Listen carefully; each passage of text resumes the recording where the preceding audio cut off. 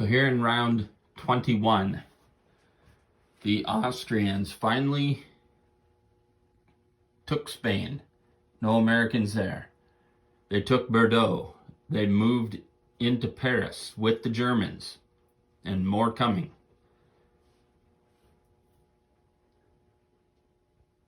They could not take Rome, although they didn't attack it this turn, but they're piled into Tuscany, and they took back Naples, and then helped secure existing territory down here with the Ottomans.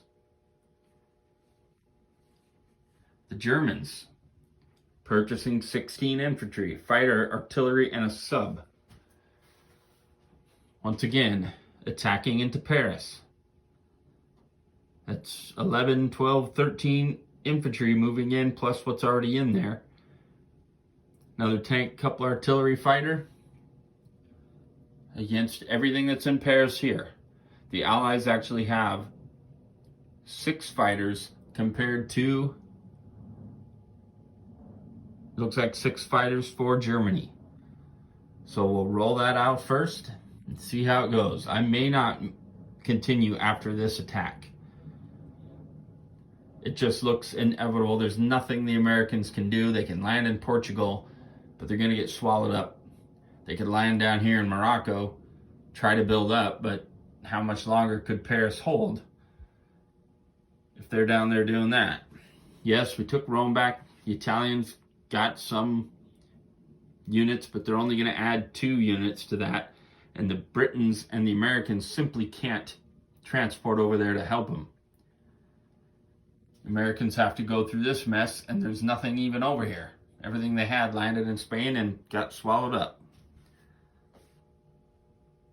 Down here, it's not like we're going to transport them away because they're needed. Ottomans have 16 infantry right here in the Syrian desert. You can pretty much go anywhere they want with those.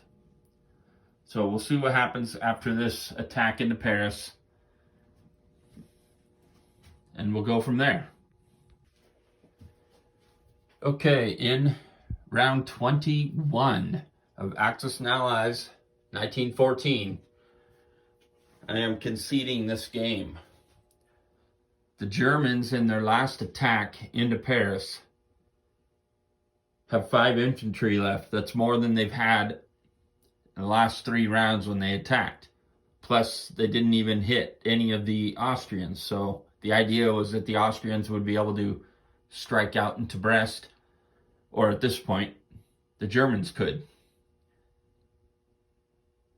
Paris does still have this. 4 fighters. Once again, the Allies won the dogfight. That's 2 rounds in a row that they got the better of that. But it didn't give anybody air superiority.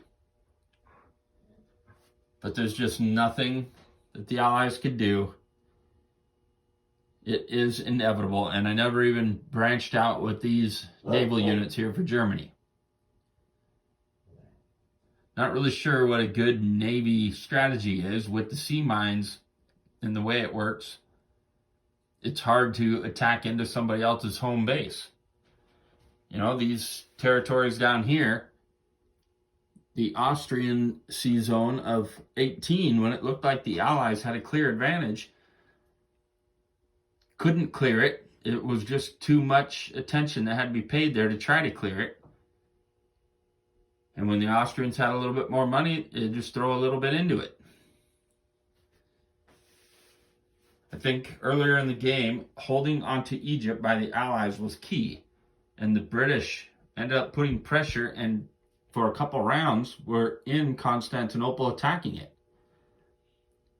But it looked overwhelming. Allies were in control, and for 2 or 3 rounds in a row, I bought 1 or 2 units in India, and that was it. And suddenly, once the Austrians got there, it turned it around, and they lost their opportunity. Now, I don't remember what that might have cost the Allies. If we would have given more attention to Constantinople, maybe it would have cost us Rome earlier in the game, or allowed more pressure onto Paris. I'm really not sure, but Clearly, that was the opportunity the Allies had to win this game, was to take Constantinople, and somehow we let it get away. That would have forced the Austrians to turn around much more than they were. But I've played this game now 3 times in a row, and the Central Powers won every time.